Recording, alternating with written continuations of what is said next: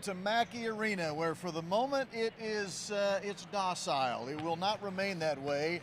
A sellout crowd will be making its way here to Mackey in just a bit. The reason? Today it is number 1 Purdue against number 9 Illinois in the biggest Big Ten game of the year thus far.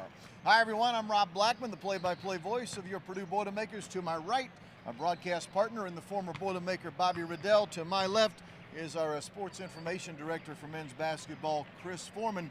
Actually, it's technically strategic communications, but I'm old school, so we'll go SID. Gentlemen, thank you. What a night we are in store, we think, for us here tonight at Mackey Arena. The only 2 teams in the Big Ten that are ranked in the top 10 are going to go head-to-head here tonight, with Illinois riding a 4-game winning streak, Purdue riding a 6-game winning streak, and the Illini, who are 2-1 in the Big Ten, Bob, are doing it, as of late, without their best player, All-American Terrence Shannon Jr. Yeah, pretty wild to say the least as far as what this Illinois team is going through, as far as a little bit of a transition here. You take away, at the mid-season point, probably a first-team All-American in Terrence Shannon. You take him out of the lineup, and so far, so good for them, right? 2 games, yeah. 2 games, though, in Champaign, and they win them both by 30-plus, though, with the huge win over Northwestern, their in-state rival, by 30 points. So really going to be interesting to see now that they go away from Champaign, how does this team continue to adjust with life without Terrence Shannon Jr.? Well, here's one thing that Illinois has done well this year, all year, and that's defense. They are top 10 in the country defensive field goal percentage, right around 32.8%. They're top 15 in the country points allowed, 65.5 points per game.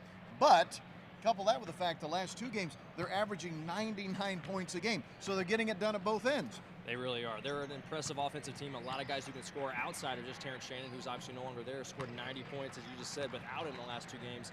Yet defensively, they got a guy at the head of the snake there defensively, the point guard, Ty Rogers. Yeah. Reminds me a lot of a former Boilermaker, many people remember, No-Gel Eastern. Right. A guy who maybe is a little bit offensively limited, especially from a shooting standpoint, but is a good passer, can put the ball on the floor, gets them set up offensively, but then defensively, he's a problem. He's got great size, moves his feet really well, he's very physical, he can really rebound the basketball just like No-Gel could, so he's the guy who leads that defense, and they certainly got a lot of guys on that end who can fly around. To Bob's point, how about Ty Rogers' 3-point shooting numbers this year? 0, as in 0 attempts. He hasn't even attempted a 3-point shot, and he's their point guard. More on that in a moment. Chris Forman. Yep. History, in some ways, going to be made here tonight. First time we've had a top 10 matchup here at Mackey since January 1, 2010. Yeah, it's pretty remarkable to think, when you think of all the success that Purdue's had the last few years, all the high-ranked games they've played, all the times Purdue's been in the top 10, that it's been almost 15 years since a top 10 team has visited at the same time. So I wasn't here for that game. I know Bobby and you guys can talk about how crazy that atmosphere was against West Virginia. But obviously tonight, it's going to be packed in here. The paint crew is not here. It doesn't really matter. Last year we saw against Rutgers during the break game, the crowd was absolutely electric. So I would expect a lot of the same tonight. I was here for that game. Bob Buckets here was not playing for the Boilermakers. He was actually a student assistant on the staff for that game. I remember it well, Bob. We tipped around noon or early afternoon. CBS game, if I remember. I'm saying I remember it well, and I'm like, I think I remember. But I do remember this. The place was electric. As far as, I guess, and this is just me personally speaking, as far as the Matt Painter era kind of taking that next step into making Mackey Arena a house of horrors, I felt that was the game that really set Mackey Arena off in a sprinter's pace of being an extremely difficult place to play. That day, this place, I'm surprised the roof didn't blow off this building. That's a great call, actually, because when I was a player, even before then, Mackey certainly had some days where it was off the charts. But maybe as far as the game in, game out, I don't think it was really quite to that level where, you're right, that game was unbelievable atmosphere. That Purdue team really took that next step into, like, hey, from a national standpoint, this team is here. This team is a national championship contender that season, of course. And from that point on, it's really been Mackey as something special as far as the sellouts. I'll add, too, you don't understand, how important the crowd is. Our guys feed off that. You get going on a run and the place is jumping. It makes a huge difference, gets the opponents rattled. So hopefully, we'll see that again tonight. Well, tonight will be the 65th straight sellout here at Mackey. Think about that, 65 straight sold-out games. And tonight's game doesn't have the students technically still on break. Now, it is a sellout, but we won't have our traditional paint crew all of that said, as Chris said, last year on January 2nd against Rutgers, we didn't have the paint crew, and it felt like a paint crew type of a ball game. Let's get into some of the numbers here going into this game, Chris. I've already mentioned number 1 and number 9. Those are the 2 most important numbers. But individually for Purdue, Zach Edey is 9 rebounds away from putting himself in rarefied air here at Purdue. Yeah, he needs 9 rebounds for 1,000 in his career. He'd be the second player joining just Joe Barry Carroll to do that. Again, when I think of Zach's story and just how far he's come, he's going to win back-to-back National Player of the Year, something that really hasn't been done since Ralph Sampson in the early 80s. It's just remarkable, the story that he's producing and the story that's being told with him.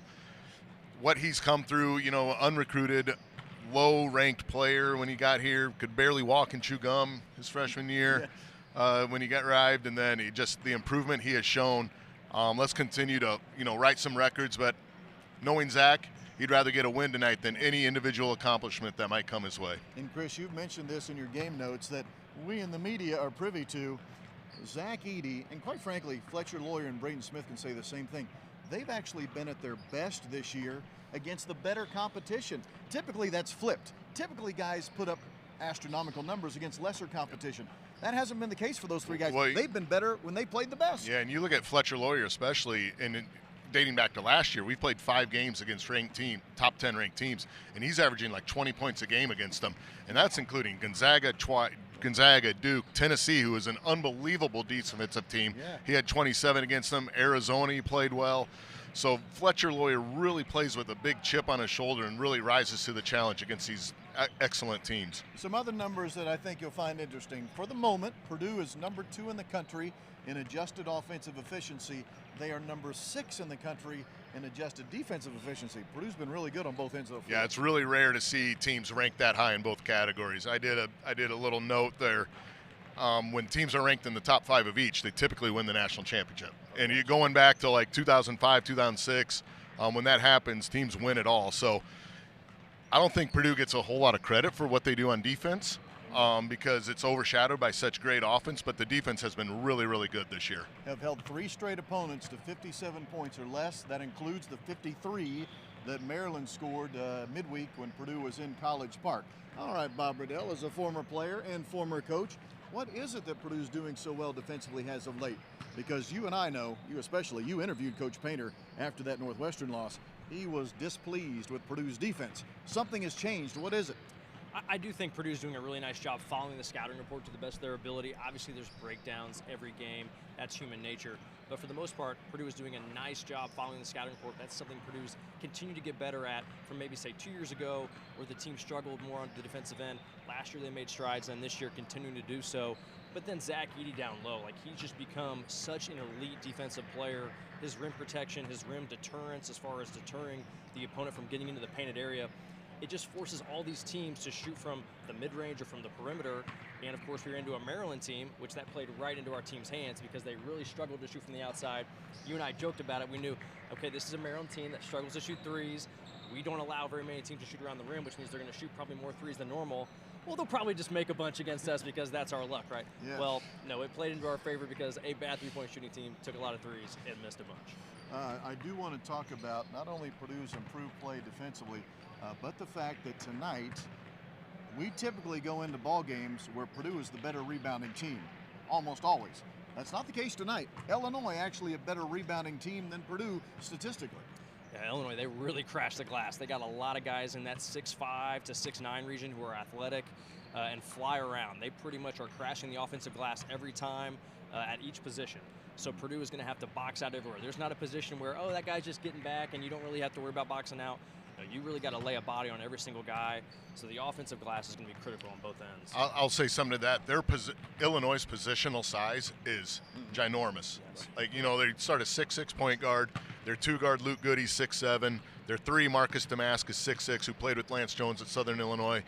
Quincy Guerrier, 6'8", but a 3-point shooter. And then Coleman Hawkins is a 6'9", 6'10", 5 that'll shoot 3. So, and their backcourt size is going to be something to really interesting to watch tonight. And their experienced guys as well. Yep. Okay, so what about that matchup, Bob? Put the coaching cap back on.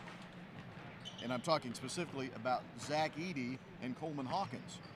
Coleman Hawkins at 6'10" will be the tallest player on the floor for Illinois, but he's not a center in any way stretch of imagination, which means defensively, one would think, Coleman's trying to guard Zach. Well, at the other end, what does Purdue do defensively against Hawkins, knowing he can shoot the three? For sure. It's going to be an interesting chess match there. I presume Zach will be getting guarded by Coleman Hawkins. Coleman Hawkins did have, some success guarding Zach last year. Obviously, success is, how you want to look at it. But Coleman Hawkins did a decent job compared to what some other guys did against Zach last year. Did make it tough on him. He's got some good length, at least, even though he's not super strong. But he's going to get that assignment. They're going to probably try to throw extra bodies at Zach to hopefully keep Coleman Hawkins out of foul trouble. People may remember Coleman Hawkins picked up 2 early fouls in last year's game here at Mackey Arena. Purdue ends up building a big lead. Coleman Hawkins re-enters the fray in the second half, gets hot from 3, brings them all the way back into a close game. Purdue ends up winning in the end, but Coleman Hawkins played a big factor in that second half last year. They're going to try to keep him out of foul trouble, so I presume they're going to run some extra bodies at Purdue when Zach Edey gets the ball to get it out of his hands. On the other end, it'll be interesting to see what Purdue does. Does Purdue have Zach Edey guard Coleman Hawkins out on the perimeter? They certainly probably have to at times if Illinois goes to that 5-out lineup where all 5 guys can shoot threes. In that opening lineup, they have some guys that don't shoot threes. It'll be interesting to see what Purdue does defensively. I'll say, too, Illinois loves to play booty ball. Yes, They'll get their guards, and they'll just back them down from the three-point line. So you get a 6'7" or a 6'6" Marcus Domask. He's not a great three-point shooter, but he can hit the turnaround, the fadeaway, so mid-range jumper. So that'll be a really interesting to watch to see how Purdue guards that. Damask coming off a 32-point performance against Northwestern in their last game. I do want to talk about Damask v. Lance Jones. Both guys 4-year players at Southern Illinois, both transferring for their 5th and final year. Both go to Big Ten schools. Obviously, one at Illinois, one at Purdue. Have you heard anything from Lance about maybe how he's looking forward to this matchup? He didn't really want to talk about it a whole lot yesterday, but they've been texting back and forth, he said. The interesting thing is that, Marcus Damask is a really good player. Lance Jones is obviously a great player.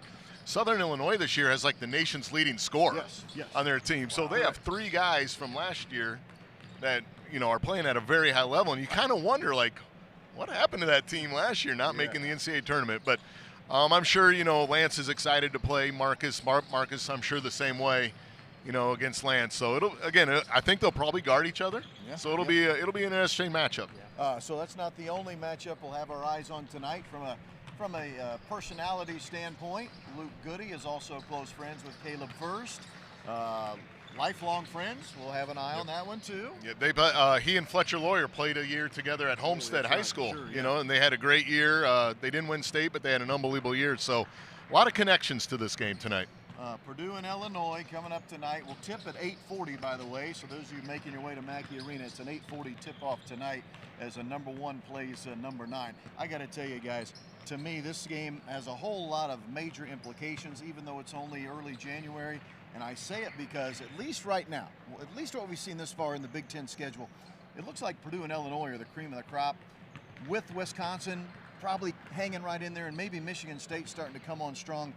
But think about this. These 2 teams will play again on Senior Day in Champaign.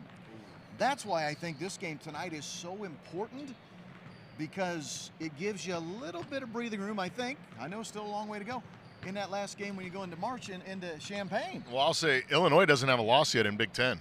Really? Purdue's 2-1, Illinois is 2-0. So if Illinois gets a win tonight, they go 3-0. Purdue's 2 games back in the loss column. Right. And I'm not, a team's not going to win the Big Ten with only 2 losses. But you played a little distance. So Purdue, really needs to play well tonight to win this game. Here's what I'm trying to say. I don't want to be going to Champaign on senior night knowing that they have a chance to win the Big Ten championship, because they might just be a little extra fired up about that.